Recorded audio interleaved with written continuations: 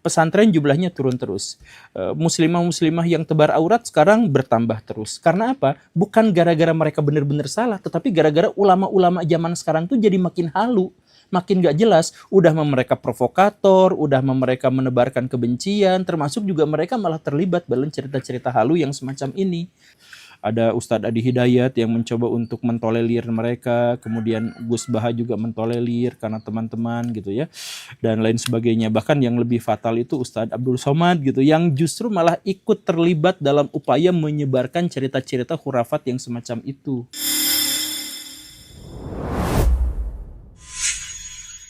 Fakih Muqaddam, leluhur Ba'alawi, satu waktu membutuhkan sesuatu sehingga dia harus datang ke pasar. Tetapi dalam perjalanan dia bertemu dengan seorang Arab Badui yang menjual pelepah korma yang dia tidak kenal dan warga juga tidak mengenalnya. Itu nampaknya adalah penjelajah atau orang asing gitu. Fakih Muqaddam datang dan langsung menawar, saya minta pelepah ini tapi harganya segini ya. Dia menawar. Kemudian penjual itu berkata, wah saya tidak bisa Pak menjual dengan harga sekian, ini batinya nggak cukup, tekor deh saya. Lalu Fakih Muqaddam itu berkata, saya ini ulama besar, di sini tuh karomah saya tuh sudah dikenal oleh masyarakat banyak, jadi tolong hargai saya sebagai seorang ulama, jual pelepah itu dengan harga yang saya mau. Kemudian penjual itu tetap tidak mau dan menghasilkan sejumlah perdebatan gitu. Sampai akhirnya orang-orang di sana juga pada datang dan kemudian mereka membela Fakih Muqaddam. Kemudian berkata bahwa, kamu tahu nggak bahwa Fakih Muqaddam itu adalah seorang ulama yang sangat besar, sangat dekat dengan Allah Subhanahu wa taala, Isra Mi'raj sampai 70 kali, bisa memadamkan api neraka dan sebagainya dan sebagainya. Jadi kamu harus menjual sesuai dengan harga yang diinginkannya. Ini kok maksa gitu. Saking kesalnya si penjual itu sampai berkata, lah kamu bisa begini begitu emangnya kamu Allah? Lalu Fakih Muqaddam itu menjelaskan, iya saya Allah. Saya tidak membutuhkan Nabi Muhammad, saya tidak membutuhkan orang-orang suci, para wali, saya tidak membutuhkan. Saya Allah. Dan setelah itu ada pingsan atau bagaimana kejadiannya. Nah, dari sini kita mengetahui bahwa Fakih Muqaddam itu ada di another level kalau soal tawar-menawar. Kalau kita mengetahui bahwa ada ibu-ibu yang kalau nawar dagangan di pasar itu pura-pura pergi, maka itu gak ada apa-apanya dibandingkan nawar dan sambil mengaku bahwa dirinya adalah Allah dan tidak membutuhkan siapapun termasuk Nabi Muhammad dan seterusnya dan seterusnya. Kisah-kisah semacam ini itu adalah kisah-kisah yang lumrah yang diceritakan di antara para habaib, di antara klan Ba'alawi, dan mereka juga dengan senang hati ingin menceritakannya kepada pihak-pihak yang lain, kepada orang-orang yang lain. Untuk apa? Untuk mendapatkan privilege, untuk diutamakan, untuk disayang dan dicintai, untuk dirinya itu mendapatkan status yang sangat terhormat di kalangan masyarakat, bahkan ketika mereka tidak berkontribusi apa-apa terhadap lingkungan di sekitarnya. Mereka cukup mengaku bahwa dirinya adalah Habib, mereka cukup mengatakan bahwa dirinya memiliki karomah, dan setelah itu mereka ingin mendapatkan sejumlah penghormatan, dicium tangannya, dicium kakinya, dan sebagainya. Makanya dicontohkan oleh Fakih Muqaddam bahwa kalau saya nawar harus diturutin sesuai dengan keinginan saya. Begitu kurang lebihnya. Nah, walaupun kisah-kisah semacam itu tuh dulu tuh dibangga-banggakan oleh Ba'alawi, disebarkan kepada masyarakat, disampaikan di berbagai majelis untuk mendapatkan privilege dan keuntungan pribadi, sekarang mereka tidak lagi mewartakan itu karena malu. Ya, bagaimana tidak, sejak 5 tahun yang lalu saya terus-terusan mengkritik mereka dan mulai banyak yang memahaminya. Kemudian Pak Kiai Imaduddin bikin tesisnya yang itu dampaknya menjadi jauh-jauh lebih luar biasa lagi dan kemudian membuat mereka diragukan oleh masyarakat. Kemudian ditambahkan oleh penelitian Pak Sugeng yang melalui DNA menjelaskan, mengkonfirmasi secara jelas bahwa klan Ba'alawi bukan keturunan Nabi dan sebagainya. Maka cerita-cerita yang mereka gembar-gemborkan di zaman dulu itu sekarang justru malah mereka sembunyikan dan mereka sampaikan kepada para habaib-habaib, para penceramah-penceramah, jangan cerita yang seperti ini lagi, nanti dipotong, nanti di-share, nanti diviralkan di media sosial. Jadi udah senyapkan saja. Nah, jadi cerita-cerita semacam itu tuh sekarang di-skip dan kemudian banyak di antara mereka yang mengatakan bahwa kisah-kisah itu tuh adalah kisah yang dibuat secara pribadi oleh habib-habib tertentu, oleh oknum-oknum tertentu. Sesungguhnya dalam ajaran kami itu tidak pernah seperti itu. Nah, itu klaimnya. Nah, tapi di sini saya hendak membantahnya dengan buku ini. Jadi kalau Baraya cek, silahkan lihat buku ini. Nah, ini adalah buku yang sangat direkomendasikan kalau Baraya pengen mengetahui tentang cerita-cerita habaib, cerita-cerita halusinasi. Karena buku ini tuh berasal dari sumber kitab-kitab asli mereka yang mereka anggap punya otoritas, dan di sini dikumpulkan semuanya sehingga ada lebih dari 400-an kisah-kisah tentang itu. Bukan hanya cerita tentang Fakih Muqaddam yang nawar, tetapi juga ada kisah-kisah tentang habaib yang memiliki Nusantara tapi menyesal tinggal di Nusantara. Ada kisah Habib penentu bencana alam di seluruh dunia. Jadi bencana-bencana yang ada di dunia itu disebabkan oleh dirinya. Misalkan di sini ada kisah tentang Surabaya. Jadi Surabaya kalau dapat bencana itu adalah gara-gara habaib. Kalau dia dapat anugerah itu juga adalah gara-gara habaib yang tinggal di sana. Kemudian kisah-kisah yang para habaib yang mengaku dirinya sebagai Allah atau setara dengan Allah atau memiliki kemampuan seperti Allah. Ya, seperti ada habib tertentu di sini yang makamnya di batu nisannya itu dituliskan siapapun yang berziarah ke sini maka seluruh doa-doanya akan dikabulkan. Begitu. Ada yang seperti itu. Ya, kisah-kisah semacam itu banyak. Kemudian ada kisah tentang anjuran bikin makam palsu. Ada. Jadi kalau kangen sama Habib bikin aja makam palsu, kemudian diklaim bahwa itu tuh makam Habib, nggak apa-apa. Nanti itu barokahnya sama-sama bisa mengabulkan semua permintaan gitu. Ada kisah-kisah yang semacam itu. Kemudian ada kisah yang menjelaskan para Habib itu adu kesaktian dengan malaikat gitu ya. Adu kesaktian dengan Habib-Habib yang lain tentang rantai emas. Nah, yang rantai emas dari langit yang terkenal itu, nah itu juga ada di sini ya. Kemudian ada Habib yang membangunkan orang mati. Dan ada Habib juga yang hidup sebelum dirinya hidup gitu. Jadi maksudnya ada orang tua Habib yang lagi berantem, kemudian Habibnya keluar dari rahim ibunya, kemudian marahin, jangan berantem, kemudian masuk lagi gitu. Ada kisah yang seperti itu. Ada juga Habib yang menjodohkan orang tuanya biar menikah dan akhirnya nanti keturunannya Habib gitu. Ada kisah-kisah yang semacam itu. Kemudian ada Habib yang menjamin masuk surga dan neraka hanya dengan melihat. Siapapun yang melihat saya Habib ini gitu ya, itu pasti akan masuk surga. Dan siapa yang bertemu dengan orang yang pernah melihat saya itu juga pasti masuk surga. Cerita-cerita semacam itu tuh di sini sampai bikin muntah Baraya karena terlalu banyak ternyata kisah-kisah semacam itu tuh. Kemudian ada kisah yang menegaskan bahwa Habib itu murni, suci, bebas dari dosa dan karena itu harus dihormati dan semua keinginannya itu harus dikabulkan sama manusia-manusia yang lain begitu ya. Kemudian ada juga cerita bahwa kota Tarim itu lebih mulia, lebih suci, lebih aman daripada kota Mekah dan Madinah dalam pandangan umat Islam dan lain sebagainya gitu. Jadi kisah-kisah ini sudah dibukukan, makanya kalau ada nanti yang mengatakan bahwa ada Habib-Habib tertentu yang mengatakan cerita-cerita itu adalah cerita dari sekelompok kecil Habib aja, oknum-oknum saja, aslinya tidak seperti itu. Nah di sini dijelaskan bahwa itu memang kisah-kisah itu ada dan bersumber dari kisah-kisah yang dianggap otoritatif, dari kitab-kitab yang dianggap otoritatif oleh para habaib itu. Makanya saya tekankan sekali lagi, kalau Baraya bertemu dengan Habib yang begitu congkaknya, pengen diciumin kakinya, tangannya digini-gini, ayo cium, nah seperti itu, jejak kakinya diciumin dan sebagainya, ya sebenarnya tidak kesalahan mereka murni, tapi bahkan mereka sejak kecil pun memang disuruh untuk mengaku bahwa dirinya tuh suci seperti itu gitu. Tapi saya harus menjelaskan posisi saya di sini bahwa saya tuh gak ada masalah dengan Habib. Nah, bahkan banyak orang yang komplain, kenapa Pak Guru masih menyebut Habib Bahar sebagai Habib gitu, Habib Rizik sebagai Habib gitu. Ya nggak apa-apa kan, Habib itu bukan berarti keturunan Nabi kan. Tapi saya masih menghormati itu dalam artian apa? Dalam artian sebenarnya saya nggak jadi masalah dengan Habibnya.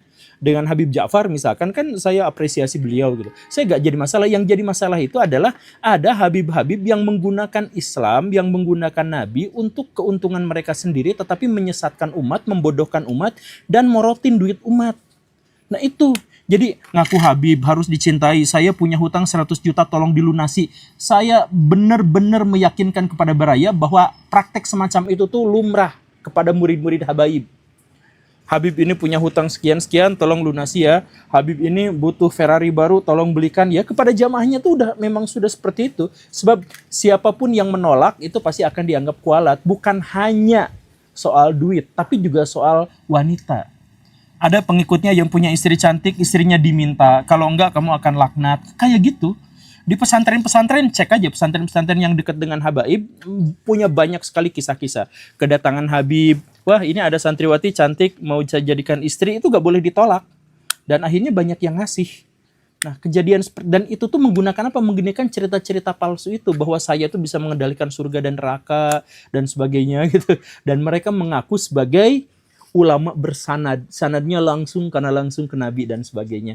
Ya, begitu kan? Nah, itu yang saya permasalahkan itu karena mereka tuh udah merusak logika, udah merusak ekonomi, udah merusak agama Islam, merusak citra Nabi dan itu semua hanya demi kepentingan mereka sendiri. Habib-habib yang asli, habib-habib yang benar-benar muslim, saya yakin mereka juga akan sependapat dengan saya.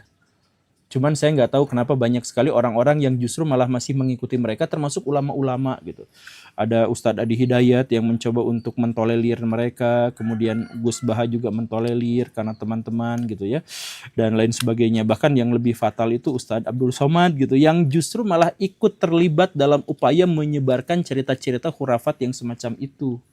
Makanya saya mohon maaf ya, sekarang kaum muslimin di Indonesia itu sudah banyak yang kehilangan pegangan. Banyak di antara mereka yang sudah jarang untuk ibadah harian gitu. Bahkan cek ini saya bikin video ini ketika sedang puasa, saya nggak tahu uploadnya kapan.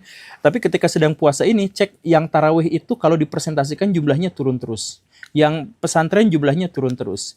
Muslimah-muslimah yang tebar aurat sekarang bertambah terus. Karena apa? Bukan gara-gara mereka benar-benar salah, tetapi gara-gara ulama-ulama zaman sekarang tuh jadi makin halu, makin gak jelas. Udah mereka provokator, udah mereka menebarkan kebencian, termasuk juga mereka malah terlibat dalam cerita-cerita halu yang semacam ini. Begitu kan? Nah, jadi ini tuh harus ada introspeksi, tapi kenapa gak ada yang mau introspeksi hanya gara-gara mereka tuh satu golongan gitu. MUI gak pernah sekalipun menegur ini. Padahal udah jelas-jelas ini di luar koridor Islam. Baraya silakan cek buku ini, Baraya lihat isinya bagaimana, Baraya temukan langsung cari kitabnya karena di sini dituliskan dari kitab mana kitab mana gitu cerita ini gitu ya. Langsung kemudian baca sendiri, Baraya akan menemukan kisah-kisah yang semacam itu gitu. Nah, saya sih menduga kenapa mereka masih diterima oleh sebagian kaum muslimin, bukannya kaum muslimin marah malah mereka mencintai mereka itu padahal menyebarkan ajaran-ajaran pagan gitu ya. Ya karena mereka tuh menggunakan simbol-simbol agama gitu. Menggunakan simbol-simbol Islam. Jadi dan itulah makanan keseharian masyarakat Indonesia. Jadi gini Baraya.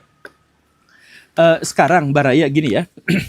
Baraya sekarang pakai baju batik, kemeja batik biasa-biasa aja gitu ya. Kemudian ganti pakaian Baraya itu pakai sorban, pakai jubah. Ya yang kayak gitu ya. Kemudian datang ke masjid. Itu orang-orang pasti bakal nyiumin tangan Baraya. Baraya gak usah tobat. Baraya gak usah berbuat baik. Baraya gak usah memperbaiki ibadah. Cukup ganti bajunya. Cek sendiri, silahkan datang ke masjid pakai baju yang seperti itu. Itu anak-anak bocil langsung berdatangan nyiumin tangan Baraya gitu. Karena apa? Karena masyarakat kita itu nalarnya, saya mohon maaf ya, sebagian besar masyarakat kita itu nalarnya memang rendah, dan karena nalarnya rendah, mereka itu tidak sanggup untuk menjangkau abstraksi tertentu gitu. Mereka tuh cuman sampai pada hal-hal yang konkret, simbolik, hal-hal yang jelas bisa diindra oleh mereka gitu, dan mereka akan memproses sesuai dengan simbolisasi-simbolisasi. Itu saja gitu. Nah, jadi ya karena kebanyakan kaum muslimin seperti itu, maka ulama-ulama atau dai-dai di Indonesia ya akhirnya menjadi pengikut seperti itu gitu. Nah, tapi saya mohon maaf ya, pada Pak Ustadz Abdul Somad misalkan, saya tuh ingin mengatakan beliau itu kan pernah, saya mohon maaf ya, beliau tuh pernah bercerita bahwa di Tarim itu, ya karena beliau mengikuti cerita-cerita halu habaib itu ya, di Tarim itu jalan-jalan tidak diaspal, bukan karena pemerintah tidak mampu, tapi karena di jalan itu banyak jejak-jejak para wali yang tidak mau dihapus atau ditutup. Begitu. Itu perkataan dari Ustadz Abdul Somad. Luar biasa, beliau kemakan hoaks, kemudian menyebarkan hoaks itu kemana-mana, ke jemaah-jemaahnya. Saya tuh sebenarnya seneng sama Ustadz Abdul Somad itu, tetapi kok gini-gini amat gitu. Kok nalarnya gak dipakai sama sekali dalam hal ini? Coba kita cek hal yang paling simpel aja, hal yang sederhana. Yaman. Yaman itu adalah negara paling miskin di dunia. Di sekelilingnya geng Timur Tengah itu kaya semuanya, tajir melintir semuanya. geng Timur Tengah itu, karena penghasil minyak, penghasil gas. Kecuali Yaman. Yaman tuh miskinnya luar biasa. Bukan hanya paling miskin di Timur Tengah, dia paling miskin di seluruh dunia. 5 besar paling miskin di seluruh dunia. Nah, dengan situasi yang seperti itu, maka itulah yang menyebabkan pemerintahnya gagal untuk mengaspal jalan. Karena miskinnya luar biasa. Jadi gak ada hubungannya dengan jejak yang tertutup. Kalau misalkan Ustadz Abdul Somad sekedar ngecek data indeks pembangunan manusia di Yaman gitu, dia tuh bakal tahu. Tapi kenapa dia langsung percaya bahwa bukan gara-gara pemerintahnya tidak mampu, tapi gara-gara di sana banyak jejak wali? Bukan. Emang karena nggak mampu aja, Baraya. Jadi ya, saya sebenarnya menyesalkan banyak sekali ulama-ulama yang menjadi pegangan masyarakat sekarang justru malah ikut-ikutan menyebarkan halu seperti itu. Itu patut disayangkan. Padahal ya, kalau misalkan kita mau ya kita kritik aja. Ini kan kita tuh demi Islam, bukan demi habaib, bukan demi kelompok tertentu, bukan hanya gara-gara saya NU jadi saya begini. Enggak seperti itu juga gitu. Saya tuh kenal sama anggota DPR yang dia itu dulu adalah murid dari Habib yang lama sekali, yang panjang sekali, tapi dia berteman dengan saya dan mengatakan bahwa saya masih menghormati guru saya yang Habib Anu itu, tetapi saya kontra dengan cerita-cerita yang halu dan sebagainya. Ya nggak apa-apa, kan kayak gitu. Benar itu ya benar, salah itu salah gitu. Nggak harus sesuatu yang salah hanya gara-gara disampaikan oleh orang yang dianggap benar lalu kesalahan itu dianggap benar gitu. Itu logikanya kan ngaco gitu. Kalau Baraya ketemu dengan orang yang mengaku wali dan atau menceritakan tentang wali, kemudian menceritakan karomah-karomahnya, maka Baraya harus mengidentifikasi apakah mereka itu asli atau palsu. Saya kasih tipsnya sedikit ya. Wali yang asli itu mustahil untuk bercerita bahwa dirinya wali dan atau keluarganya wali dan atau leluhurnya wali. Mereka tuh tidak mungkin bercerita tentang hal itu. Kenapa? Karena istilah wali itu adalah istilah yang diklaim hanya oleh Allah Subhanahu wa taala dan manusia itu tidak mengetahuinya. Jadi bahkan orang yang benar-benar wali pun sebenarnya dia tidak tahu apakah dirinya itu wali atau tidak gitu. Karena itu sepenuhnya adalah pengangkatan secara gaib. Begitu, itu konsep walinya itu seperti itu. Dan karena itu, maka kalau ada yang mengaku dirinya sebagai wali atau leluhurnya sebagai wali, maka itu tuh pasti palsu. Kenapa seperti itu? Karena karakteristik dari wali itu biasanya adalah punya karomah. Karomah itu adalah keajaiban-keajaiban di luar nalar yang bisa dilakukan oleh seseorang saking taatnya kepada agama, saking solehnya, saking baiknya sebagai manusia. Kan begitu. Nah, untuk memiliki karomah tertentu itu, maka syarat paling mendasarnya itu adalah bahwa seseorang itu harus lepas sepenuhnya dari motif-motif duniawi. Nah, karena untuk mencapai karomah seseorang itu harus melepaskan unsur-unsur duniawi dalam dirinya, dalam motivasinya, dalam cita-cita dan visinya, maka dia tuh gak akan pernah peduli dengan istilah wali, istilah karomah, dan dia juga tidak akan menceritakan itu, karena dia percaya bahwa itu sepenuhnya adalah milik Allah Subhanahu wa taala dan tidak berhak untuk diklaim oleh manusia. Begitu kan? Dan sekali lagi ya, level terdasar bagi seorang wali dalam tanda kutip atau mereka yang memiliki karomah adalah bahwa dia harus melepaskan motif-motif duniawi dalam ucapan, tindakan, dan bahkan dalam pikirannya sendiri. Sehingga tidak mungkin mereka itu bercerita. Kalau ada di antara mereka yang bercerita, fix itu adalah wali yang palsu. Mereka hanya para pembual, tukang dagang obat yang mengatasnamakan agama demi keuntungan mereka sendiri. Nah, tapi kok bisa di kalangan Islam yang menjunjung tinggi kejujuran, tiba-tiba muncul kelompok-kelompok yang suka membual seperti itu. Saya uraikan Baraya dari awal. Jadi ceritanya begini. Di dunia Islam itu ada sebuah label yang namanya itu tasawuf, dan orang-orang yang mengamalkannya itu disebut sebagai sufi.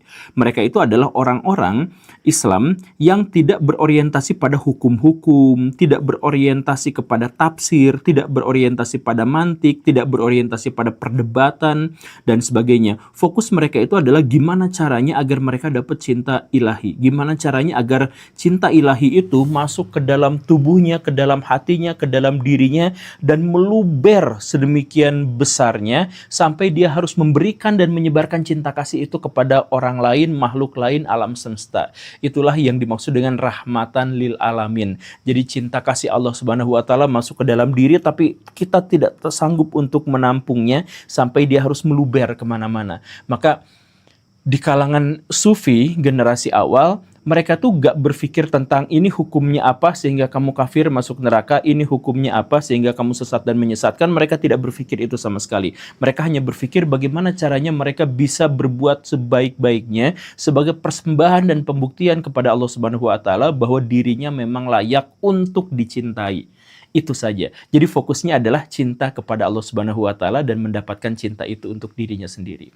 Nah, pada level-level yang lebih mengerikan, orang-orang sufi itu akhirnya mulai terpecah jadi dua kelompok. Kelompok pertama itu adalah orang yang begitu tergila-gilanya, terobsesinya kepada cinta ilahi, tetapi mereka berupaya sekuat tenaga untuk mempertahankan agar mereka tetap normal, hidupnya tetap wajar. Karena apa? Ya yang tadi itu, kalau mereka benar-benar ingin mendapatkan cinta ilahi, maka dirinya itu harus ikhlas, harus lepas dari urusan duniawi, harus tidak peduli pada perkataan dari orang lain, dan karena itu maka dirinya tuh berbaur aja dengan masyarakat. Ada yang menjadi politikus, ada yang menjadi polisi, ada yang menjadi hakim dan sebagainya, dan orang-orang tidak tahu siapa mereka, tetapi sebenarnya mereka itu benar-benar dekat kepada Allah Subhanahu wa taala. Nah, ada kelompok sufi yang seperti itu, dan kelompok yang seperti itu tuh dipimpin oleh Imam Al-Junaid. Ini saya menceritakan abad ke-9, 10, 11 ya. Imam Al-Junaidi, Al-Baghdadi. Tapi ada sufi yang berikutnya lagi. Sufi yang berikutnya itu adalah sekelompok orang yang tidak tahan, tidak kuat untuk akhirnya mengeluarkan syatahat gitu. Kegilaan-kegilaan di mana saking cintanya kepada Allah Subhanahu wa taala, saking mabuk cinta ilahinya, maka mereka tuh akhirnya mengeluarkan kata-kata yang konyol, kata-kata yang kontradiktif dan cenderung seperti orang gila, ODGJ gitu. Jadi ada di antara mereka yang mengatakan maha suci aku, maha suci aku, maha suci aku. Bukannya maha suci Allah? Lah, saya kan Allah. Saya Allah ya? Lah, bukan, saya manusia. Gilanya tuh sampai ada di level itu gitu ya. Saya adalah yang maha benar, saya adalah yang maha kuasa, saya adalah yang maha perkasa. Itu kan atribut untuk Tuhan. Lah, emang saya bukan Tuhan ya? Ternyata saya bukan Tuhan. Nah, ada yang sampai level kegilaan seperti itu. Karena dalam pahaman mereka, ego mereka itu udah hilang. Bukannya benar-benar hilang, tapi mereka tuh merasa egonya itu melebur menjadi ego yang jauh lebih besar, yaitu ego ilahiyah. Sehingga mereka memiliki ego, tapi egonya itu melebur menjadi ego ilahiyah yang jauh lebih besar itu, dan mereka tidak bisa menampungnya, dan karena itu mereka menjadi gila. Mereka tidak bisa memilah mana ego dirinya sendiri dan ego Tuhan yang ada dalam dirinya itu gitu. Dan karena itulah maka mereka menjadi gila yang seperti itu. Nah, ini kelompok yang ini tuh di bawah pimpinan Abu Yazid Al-Bustami, kemudian yang paling terkenal adalah Al-Khalaj. Nah, kelompok kedua inilah yang memprovokasi kaum muslimin untuk menjadi sangat berhati-hati dan menjadi sangat takut terhadap sufi dan tasawuf. Karena kalau misalkan jadi ODGJ semua kayak gini tuh ya kacau kan. Waduh, ini jangankan nyari lapangan pekerjaan gitu. Untuk makan aja kayaknya menjadi orang seperti ini tuh benar-benar sulit gitu. Kan begitu. Nah, makanya sejak saat itu, baik yang sufi yang lebih bijak maupun sufi yang mabuk itu merunduk, bersembunyi. Mereka mencoba untuk dekat dengan Tuhan tanpa menjadi mencolok dan terlihat sama manusia. Makanya mereka tuh bersembunyi. Mereka bikin majelis-majelis rahasia, bikin kelompok-kelompok rahasia, dan kemudian kalaupun mereka harus ngerekrut orang atau ada yang mau masuk ke dalam kelompoknya, maka syaratnya itu penuh luar biasa, banyak sekali. Imam Al-Junaid itu sampai bikin syaratnya tuh yang lebay banget. Di antaranya adalah harus hafal Quran, harus hafal sekian ribu hadis, harus mengerti tafsir, harus mengerti ilmu mantik dan sebagainya, dan semuanya itu baru kemudian direkrut gitu. Kenapa seperti itu? Ya karena khawatir menjadi gila dan khawatir akhirnya membuat keresahan kepada masyarakat, kan begitu. Bahkan Imam Al-Junaid itu bikin sebuah buku yang bukunya itu bahkan tidak bisa dipahami sama orang lain gitu. Hanya dirinya saja yang paham. Demi apa? Demi untuk bisa menutupi apa yang ada di dalam ajarannya gitu. Jadi bikin kitab hanya untuk tidak dipahami oleh orang lain, tapi hanya dipahami oleh sekelompoknya saja gitu. Kurang lebihnya seperti itu. Nah, gagasan inilah yang kemudian membuat sufi itu yang awalnya mulai naik, kemudian provokatif, kemudian tenggelam lagi. Di pertengahan tahun 1000-an muncullah akhirnya Al-Ghazali. Nah, Al-Ghazali ini adalah seorang intelektual yang benar-benar menghancurkan, merombak total fenomena-fenomena manifestasi keagamaan pada waktu itu gitu. Jadi fikih dikritik, tafsir dikritik, mantik dikritik, tasawuf dikritik, filsafat dikritik, ilmu hadis juga dikritik dan lain sebagainya. Al-Ghazali itu semuanya dikritik aja dan kemudian mengarahkan semuanya pada ortodoksi Ahlus Sunnah wal Jamaah. Emang tujuannya seperti itu karena awalnya beliau itu kan ulama yang dibayar oleh Nizamul Mulk ya, Nizam al-Mulk. Pada waktu itu adalah wazir dari seorang amir dari kekhalifahan Baghdad. Nah, karena memang awalnya dibayarnya untuk itu, maka Al-Ghazali itu memang nyerang semuanya dan kemudian disunnikan gitu. Nah, tetapi seiring berjalannya waktu, Al-Ghazali itu kan bertobat. Selama ini saya tuh ternyata motivasinya duniawi. Selama ini saya tuh memang jago filsafat, saya jago mantek. Tapi kan untuk dapat pujian gitu. Itu dia ceritakan dalam kitab yang terakhirnya dalam Mungkin itu. Dan akhirnya setelah itu beliau itu memutuskan untuk bertaubat dan jadi sufi. Nah, ketika jadi sufi itu beliau langsung mengeluarkan buku yang tebal banget yang namanya Ihya Ulumuddin. Di dalam buku itu tuh dijelaskan beberapa hal. Nah, salah satu yang paling pentingnya itu adalah beliau mengatakan ilmu yang paling tinggi itu adalah tasawuf. Nah, karena ilmu yang paling tinggi itu adalah tasawuf, maka ilmu itu tuh bukannya harus disembunyikan, tapi harus ditampilkan terbuka. Kita tuh bukan hanya harus bahas hadis, itu kan ilmu duniawi, karena itu soal bacaan, soal verifikasi, itu kan semuanya adalah ilmu-ilmu buatan manusia. Nggak usah kita tuh terjebak pada ilmu-ilmu semacam ilmu tafsir, kemudian ilmu fikih, itu semuanya adalah ilmu duniawi. Kita pindah pada ilmu-ilmu agama yang asli, kata Al-Ghazali itu dalam Ihya Ulumuddinnya. Apa saja ilmu yang asli itu? Ya ilmu agama, yaitu gimana cara kita bersabar, gimana cara kita ikhlas, gimana cara kita berkontribusi kepada orang lain tanpa pamrih, gimana caranya kita melindungi alam semesta, gimana caranya kita berkasih sayang terhadap makhluk Tuhan yang lain, dan sebagainya. Nah, itu ilmu agama. Jadi ilmu agama itu bukan ini hukumnya apa, tapi bagaimana kita mencintai. Jadi ilmu agama itu bukan, nah kalau ini masuk neraka, bukan, tapi bagaimana caranya agar membebaskan manusia dari penderitaan kehidupan. Nah, itu gagasannya Al-Ghazali. Dan itu semua tuh ada dalam tasawuf. Nah, tasawuf malah disembunyikan. Makanya kata Al-Ghazali, justru tasawuf itu harus diajarkan. Nah, nanti kan jadi tersesat itu kayak Al-Halaj yang jadi gila-gila yang seperti itu. Nah, kemudian Al-Ghazali mengatakan, oke, biar tidak seperti itu, maka setiap orang yang mau belajar Islam itu harus ada mursyidnya, harus ada pembimbingnya, harus ada gurunya. Nah, begitu. Masuk akal kan? Masuk akal. Layak, wajar, wajar. Tapi disinilah masalahnya dan inilah yang awal mula kejatuhan Islam, kejatuhan peradaban Islam. Jadi banyak sekali sarjana-sarjana di dunia ini yang menganggap keruntuhan peradaban Islam itu gara-gara intelektualitas Al-Ghazali. Nah, salah satunya itu adalah pernyataan ini. Nah, pernyataan ini emang masalahnya apa? Pernyataan bahwa kalau mau belajar Islam harus ada gurunya. Ya, wajar kan? Nah, di sini ada sedikit trikinya, Baraya. Jadi gini, dalam prinsip Islam, guru itu dia dihormati karena dia memiliki ilmu. Jadi yang memiliki otoritas itu adalah ilmu, bukan si guru, tapi ilmunya. Jadi seseorang disebut dia pandai, disebut ulama, disebut guru adalah karena ilmunya. Betul kan? Masuk akal kan? Tapi sejak Al-Ghazali mengatakan seperti itu, maka dibalik, dunia Islam itu tiba-tiba jadi terbalik. Di mana-mana jadi memprioritaskan gurunya di atas ilmunya. Jadi bahkan ketika ada guru yang cabul, ketika ada guru yang nggak ngerti Al-Quran dan sebagainya, selama dia ngakunya guru, maka dia dianggap sebagai gudang dan pusat ilmu pengetahuan. Jadi kalau dulu mah ilmu adalah cara untuk memuliakan guru, nanti pada masa perkembangan selanjutnya, guru itu adalah sumber ilmu pengetahuan. Jadi kebalik kan, guru jadi sumber ilmu pengetahuan sehingga kita harus sungkem dan akhirnya harus beradab kepada guru yang dimaksud itu.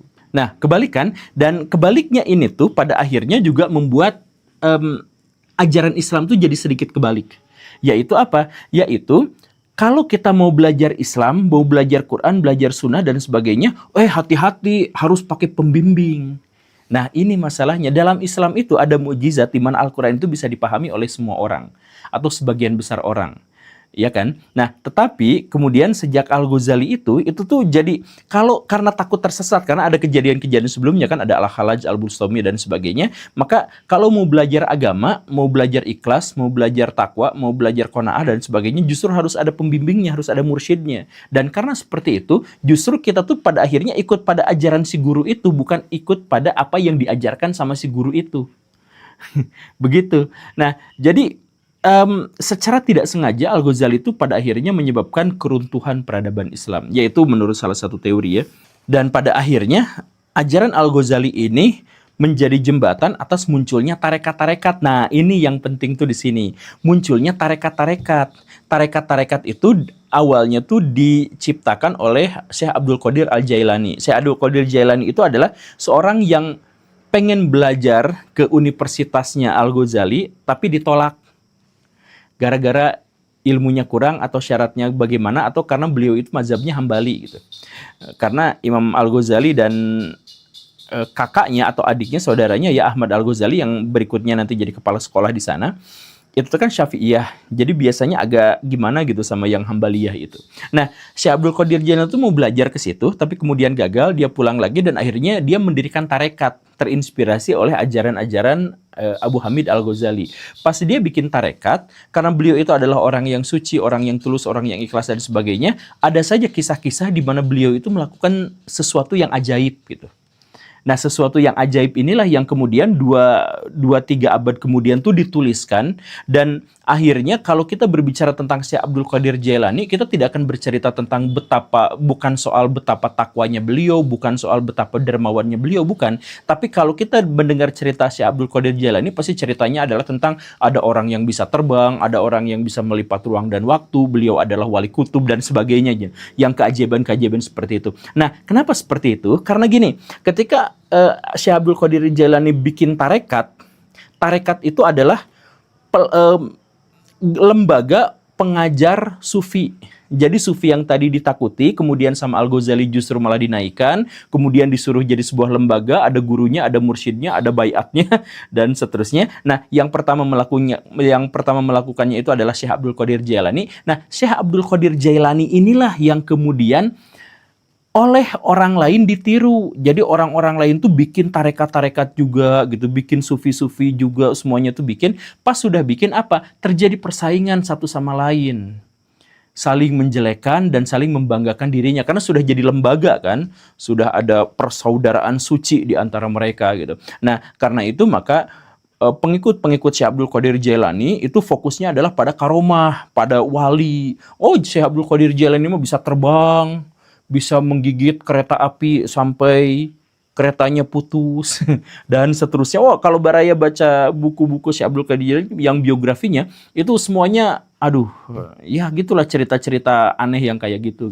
Nah, tapi itu diikutin dan tarekat-tarekat itu bersaing. Nah, salah satu tarekat yang ikut dalam persaingan ini itu adalah tarekat Alawiyah yang Habib-Habib itu.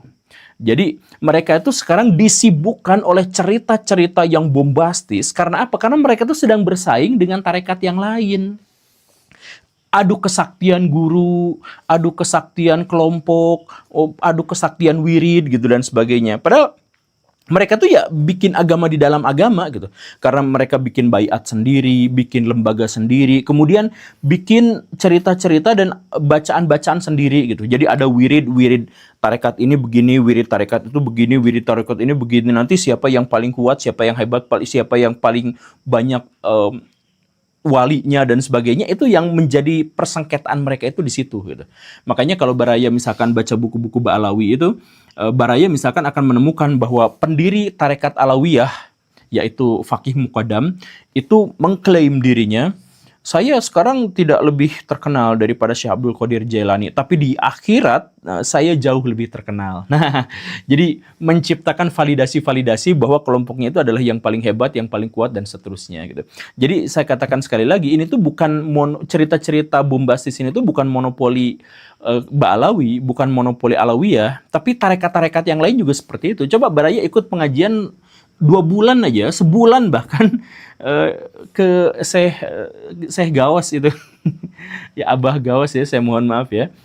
Baraya juga akan menemukan cerita-cerita bombastis yang seperti itu, tapi untuk mengagungkan Syekh Gausnya gitu, Abah Gausnya gitu. Baraya ke siapa itu? Mama Gupron itu juga kan tarekat gitu. Ya, bikin cerita bahwa saya adalah penjaga gawang neraka dan sebagainya. Kelompok-kelompok itu tuh bersaing demi mendapatkan pengikut dengan cara menjejalkan masyarakat dengan cerita-cerita kesaktian kelompok mereka sendiri. Gitu. Dan kalau Baraya ikut pada pesantren-pesantren mereka, Baraya itu nggak akan belajar Islam. Baraya itu nggak akan belajar Quran, nggak akan belajar sunnah dan sebagainya. Karena kalau mau belajar sunnah, harus belajar Quran, harus gini dulu, gini dulu, gini dulu, gini dulu, gini dulu, lewat saya. Nah, kayak gitu semuanya.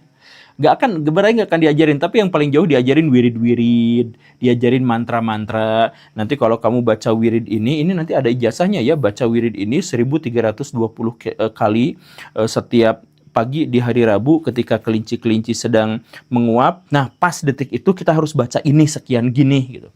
Nah, itu setiap tarekat sekarang tuh punya wirid khusus, punya amalan khusus, punya zikir khusus, punya ijazah khusus dan sebagainya untuk bersaing satu sama lain. Nah, itulah yang akhirnya menyebabkan peradaban Islam itu hancur, bukan gara-gara Al-Ghazali secara sengaja merusaknya, tetapi tujuan Al-Ghazali itu bagus, tujuannya adalah ajaran yang benar dalam Islam itu bukan fikih, bukan tafsir, bukan apa-apa, tapi yang paling penting itu gimana berbuat baik, gimana dekat kepada Allah Subhanahu wa taala, gimana cara bertakwa dan sebagainya. Nah, tapi berhubung ajaran-ajaran itu tuh di yang periode sebelumnya itu justru membuat orang-orang mabuk cinta ilahi dan akhirnya banyak disalahpahami, maka Al-Ghazali justru malah yuk kalau mau belajar yang seperti itu harus ada gurunya, harus ada pembimbingnya. Nah itu sampai sejauh itu tuh wajar dan Al-Ghazali itu sama sekali nggak melakukan kesalahan. Tapi generasi berikutnya orang-orang tuh menjadi fanatik. Dan akhirnya ya silakan aja Baraya cek, Baraya ikut ke pesantren yang penuh dengan tarekat, Baraya tuh diajarinnya wirid-wirid, ajaran-ajaran kebatinan, cerita-cerita yang aneh-aneh. Ya, termasuk juga memadamkan api neraka dan sebagainya. Nah, menurut Baraya, apa kira-kira persamaan antara klan Yahudi dengan klan Ba'alawi? Ya, ini semoga tidak tendensius ya, tetapi salah satu di antara sekian banyak persamaannya itu adalah bahwa mereka sama-sama mengharamkan tes DNA. Kenapa seperti itu? Karena keduanya itu memiliki kesamaan bahwa agama mereka, tradisi mereka, dan identitas komunal mereka itu dikaitkan dengan marwah leluhur, dikaitkan dengan nasab. Jadi misalkan orang-orang Yahudi itu percaya bahwa bangsa mereka adalah bangsa pilihan Tuhan. Dan karena itu negara mereka, negara Israel adalah negara pilihan Tuhan. Dan karena itu negara dan kepercayaan terhadap agama dan ditambah lagi kepercayaan pada nasab itu adalah satu kesatuan. Maka ketika orang-orang Yahudi tes DNA itu menjadi sebuah ancaman besar. Karena dengan begitulah mereka akan mengetahui bahwa orang Yahudi yang sekarang ada di Israel itu ternyata bukan keturunan orang Yahudi asli, tetapi itu berasal dari orang-orang Kaukasia, begitu kan? Nah, karena itulah orang-orang Yahudi di Israel itu ada undang-undangnya sekarang bahwa tes DNA itu boleh. Kalau untuk kesehatan, kalau untuk apa, tapi untuk melacak leluhur maka mereka haramkan itu. Demikian pun dengan Ba'alawi. Orang-orang Ba'alawi itu dulu betapa bangganya mengatakan sok aja tes DNA, nanti juga bakal ketahuan gitu ya. Pak Habib Rizik itu kan pernah mengatakan seperti itu. Tapi begitu tes DNA itu bisa melacak bahwa mereka sebenarnya bukan berasal dari keturunan Nabi dan sebenarnya nasab mereka dan agama mereka dan identitas komunal mereka ada dalam satu kesatuan, dan kalau di tes DNA itu berarti hancur semuanya, maka mereka tiba-tiba mengharamkan tes DNA. Begitu. Nah, maksud saya sebenarnya bukan ke arah sana, maksud saya adalah ke sesuatu yang jauh lebih luas, bahwa selama ini agama itu terkait dengan halal haram, boleh tidak, dan hal yang semacam itu seringkali bukan benar-benar didasarkan pada landasan moral, bukan pada masalah-masalah ilahiyah, tetapi karena kepentingan-kepentingan pribadi dan atau kelompok. Jadi sesuatu dianggap halal itu kalau sesuai dengan kepentingannya, sesuatu dianggap haram kalau sesuai dengan kepentingannya. Kalau tes DNA itu baik untuk kelompoknya, maka orang akan berbondong-bondong melakukannya. Tapi ketika itu akan mengurangi kesakralan diri kita, atau mengurangi kepentingan kita, atau mengurangi ketakjuban orang lain pada kita, maka kita harus mengharamkan itu. Begitu. Nah, jadi halal haram adalah demi kepentingan. Dan saya juga sering mengulang-ulang ini dalam banyak video, tapi saya ulang lagi saja. Jadi misalkan begini Baraya, apa hukumnya rokok sesuai syariah? Ini sesuai syariah ya. Apa hukumnya rokok? Boleh. Boleh sekali, karena betapapun ada kejelekannya, kebaikannya juga ada, dan kejelekannya juga tidak terlalu signifikan. Kata siapa? Kata orang NU, yang kiai-kiainya adalah perokok, dan banyak pemuda-pemudanya yang punya bisnis, bahkan punya pabrik rokok. Begitu. Nah, sedangkan kata orang Wahabi, yang di gurun pasir itu tidak bisa menanam tembakau, maka rokok itu menjadi haram. Karena tidak apa-apa, itu bukan bisnis saya. Tapi orang Wahabi kemudian bisnis apa? 83% bisnis mereka itu berdasarkan pada minyak bumi dan gas alam yang merusak lingkungan. Betapapun ada dalilnya di dalam Al-Quran bahwa merusak lingkungan itu haram, tapi mereka tetap menghalalkannya. Sampai sekarang mereka menghalalkan, dan mereka alih-alih berpikir untuk pindah ke energi yang lebih terbarukan atau mengeluarkan fatwa bahwa kita harus mengejar ketertinggalan dalam energi terbarukan dan sebagainya, mereka tidak melakukan seperti itu. Karena apa? Karena kepentingan ekonominya bersumber pada barang yang menurut Quran itu haram. Jadi sama mereka dihalalkan. Kata orang NU, rokok itulah yang halal. Nah begitu, karena apa? Karena mereka perokok. Jadi dalam hal ini syariah itu, fikih itu sesuai dengan kepentingan pribadi. Dia menjadi halal dan haram itu sesuai dengan kepentingan pribadi. Orang-orang Arab yang tidak bisa bermusik dan tidak bisa melukis, yang fokusnya itu adalah pada hafalan dan sastra, kata-kata, maka mereka akan menyanjung-nyanjung sastra dan kemudian menjelek-jelekan seni lukis dan akan mengharam-haramkan seni musik. Sedangkan orang yang bisa melakukan itu, ya mereka akan menghalalkannya. Ya begitu saja. Ini juga contoh yang konkret misalkan pada dunia filsafat. Orang-orang, sebagian orang Arab di Timur Tengah itu kemampuan bernalarnya itu sangat rendah, sampai-sampai mereka tuh hanya bisa mengagungkan mereka yang jago hafalan gitu. Bahkan kecerdasan itu diukurnya dengan seberapa banyak hafalan yang dia punya gitu. Ya karena itu kan low order thinking gitu. Jadi berpikir itu kan ada level-levelnya, ada tingkatan-tingkatannya. Yang terendah itu kan salah satunya adalah menghafal gitu. Nah, kalau orang-orang yang hanya bisa menghafal dan menyanjung-nyanjung orang yang bisa menghafal, maka berfilsafat itu bisa haram. Karena apa? Karena itu high order thinking yang tidak mereka kuasai. Karena mereka tidak menguasai itu, maka mereka haramkan. Begitu. Atau ada kejadian ya, teman-teman kita di Katolik gitu. Oh, mereka boleh berfilsafat, bahkan ada di kampus-kampus teologi mereka di mana-mana itu ya kajian filsafat gitu. Tapi filsafatnya itu bersyarat, yaitu filsafat itu harus digunakan untuk menguatkan iman. Ya kalau gitu sebenarnya gak usah berfilsafat aja, karena sejak awal filsafatnya sudah diperkosa gitu. Ya tapi gak apa-apa, bagi mereka filsafat itu boleh asal untuk menguatkan iman gitu. Nah artinya apa? Artinya lagi-lagi ya, halal dan haram, boleh dan tidak, baik dan tidak, itu tidak didasarkan pada real agama dan ketentuan-ketentuan ilahiyah, tapi disesuaikan dengan kehendak pribadi, hawa nafsu pribadi, hawa nafsu sendiri.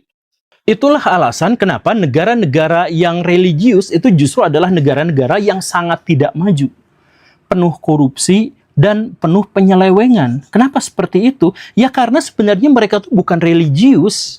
Mereka justru menggunakan agama untuk membenarkan kejahatannya. Mereka tuh beragama untuk menyesuaikan hawa nafsunya dengan landasan-landasan moral.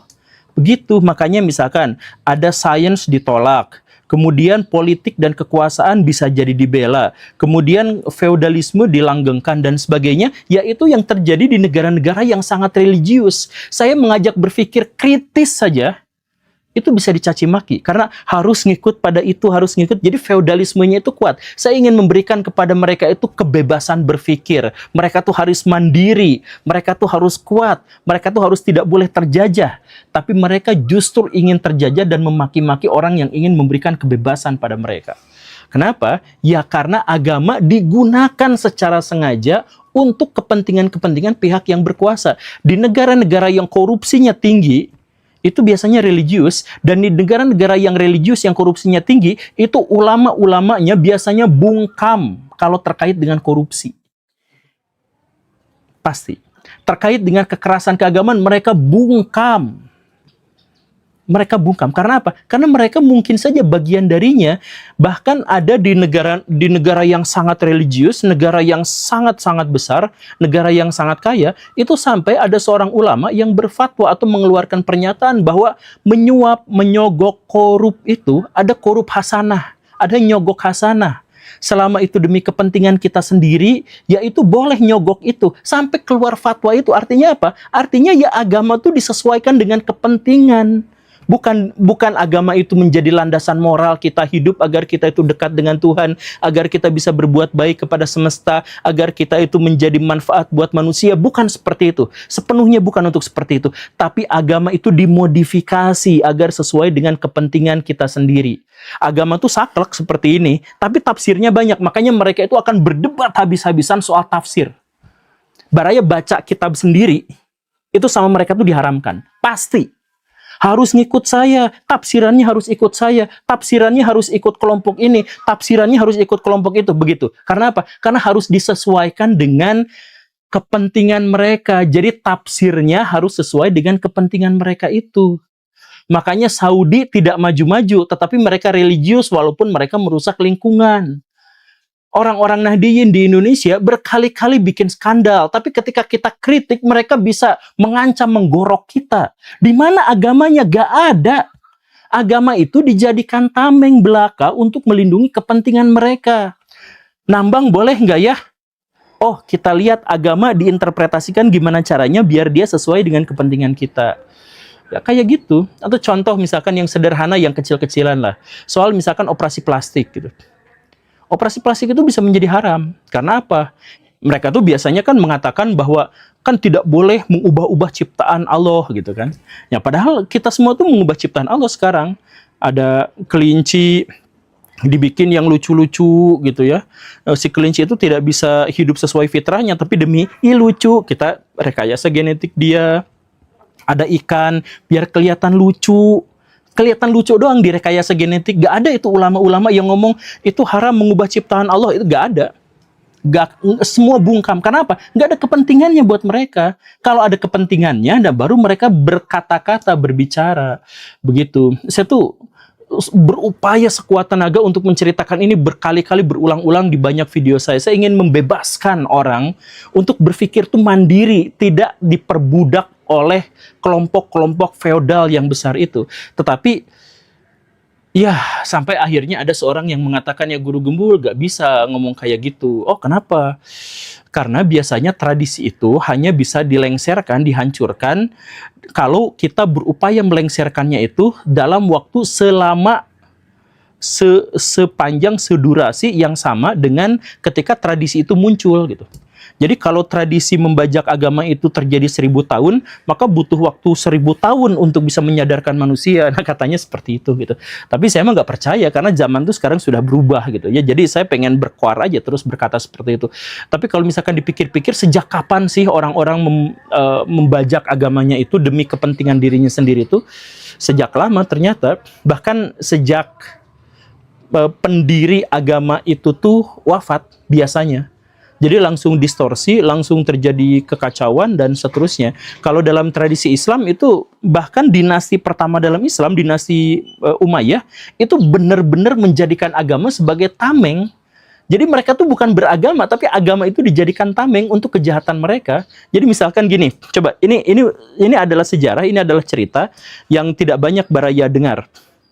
Jadi dinasti Umayyah itu bahkan hanya dalam satu masa pemerintahannya, Khalifah Yazid, itu kejamnya tuh luar biasa baraya. Sekejam apa? Nih, Mekah diserang, diserbu, kemudian Ka'bah tuh dihancurkan.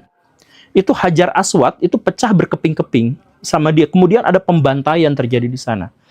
1 tahun sebelumnya Yazid itu menghancurkan Madinah.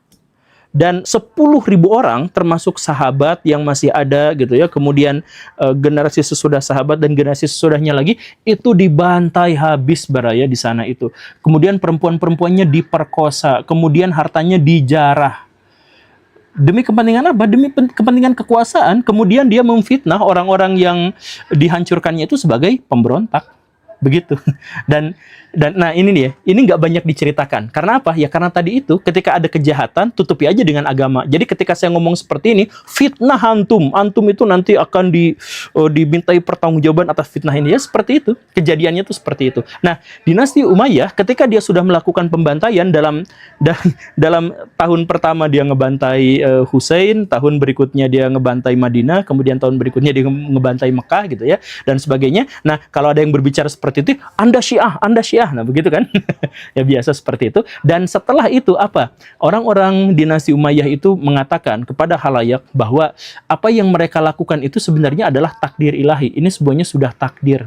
Jadi jangan salahkan saya, jangan salahkan kami. Kami sudah membunuh, kami sudah melakukan pemerkosaan dan sebagainya. Ya ini semuanya adalah kehendak Tuhan juga. Nah, makanya muncul dalam Islam itu sebuah sekte yang namanya Jabariyah, yaitu segala sesuatu tindakan kita itu adalah urusannya adalah dengan Allah Subhanahu wa taala karena Allah yang menciptakan perbuatan kita. Dan akhirnya bergolaklah orang-orang teolog di Indonesia itu begitu ya dan seterusnya dan seterusnya. Nah, kenapa bisa muncul seperti itu? Karena penguasa itu berkepentingan untuk menjadikan agama itu sebagai cara untuk memenuhi hasrat kepentingannya. Begitu. Nah, jadi nanti dia tinggal bilang orang yang memberontak pada saya itu adalah Syiah, yang memberontak pada saya itu adalah kaum liberal, ini adalah Khawarij dan sebagainya. Dia sebut aja seperti itu. Dan sampai sekarang itu akan langgeng. Makanya kalau misalkan Baraya berurusan dengan agamawan, siap-siap difitnah, siap-siap di framing. Karena apa? Karena orang-orang beragama itu bukan orang-orang yang sesungguhnya dekat dengan Tuhan, tetapi orang-orang yang hawa nafsunya itu tiba-tiba disakralkan. Jadi mereka yang bersorban bisa marah-marah, bisa mukulin orang, bisa memprovokasi, bisa menghancurkan. Ya nggak apa-apa. Karena apa? Karena sudah diliputi oleh tameng-tameng keagamaan. Makanya di zaman dulu tuh ada seorang ulama yang namanya Hasan Basri. Beliau hidup di zaman Umayyah dan dinasti Abbasiyah. Beliau tuh dulunya ahli fikih. Ditanya ini hukumnya apa, dan dia jawab. Tetapi pada akhirnya dia sadar bahwa fikih, syariah, itu sebenarnya adalah alat kekuasaan. Makanya sejak saat itu dia berhenti mengeluarkan fatwa, dia nangis saja. Karena fatwa-fatwa itu pada ujungnya adalah sesuai dengan kepentingan tertentu. Jadi, saya tuh ingin beragama itu dekat dengan Allah. Saya tuh jauh dari neraka. Saya tuh tidak kuat sama neraka. Saya tuh tidak sanggup untuk ada di sana. Itu adalah satu gambaran yang paling menyakitkan dan menyedihkan bagi saya. Saya gak mau ada di sana. Saya ingin dekat dengan Tuhan. Saya ingin bersama ridho ilahi. Dan beragama tuh cara seperti itu. Yaitu bagaimana caranya? Oh ternyata saya tuh harus berbuat baik kepada sesama. Saya tuh harus memberikan manfaat buat orang lain. Saya tuh harus memberikan kontribusi terhadap penyelamatan alam. Itulah beragama tuh. Hasan Basri itu pengen membawa orang-orang pada ajaran agama yang murni, yang lurus. Tetapi ya tidak banyak bercerita karena pada akhirnya sekarang kita tahu bahwa agama lagi-lagi balik lagi setiap ada kebijakan-kebijakan, ada keputusan-keputusan kontroversial dari pemerintah yang berkuasa, dari orang-orang yang berkuasa, maka dia pasti akan menggunakan label-label keagamaan untuk bisa melindunginya.